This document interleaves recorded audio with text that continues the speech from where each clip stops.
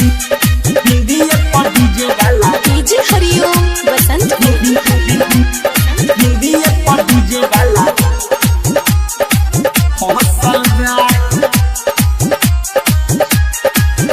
जब रहिया चलिल तब देखेला हमारा पर उसकी फेंकेला जब रहिया चलिल तब देखेला हमारा पर उसकी फेंकेला सखी दिलावा में जब से बहसल बा हमरा बिंदिए पर डीजे वाला हौसल बा सखी दिलावा में जब से बहसल बा हमरा बिंदिए पर पावाना हौसल बा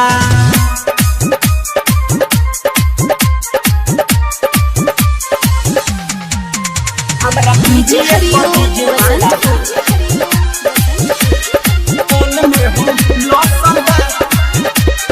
डीजे वाला हौसल बा पहिला मुलाकात भइल सखी के बारात में मिले के चाहत रहे वही दिन रात में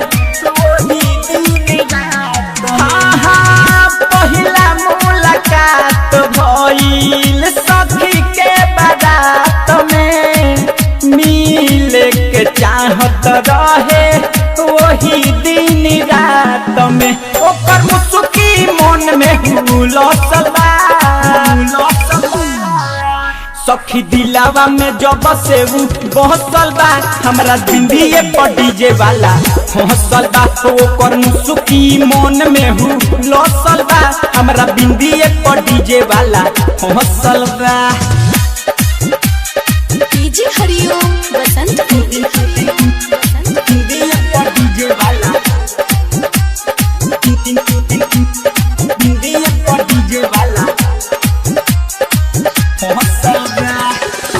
अमित देहाती से सखी कुछ ना छुपाई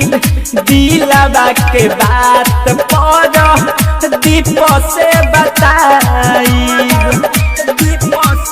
हाँ अमित देहाती से सखी कुछ ना छुपाई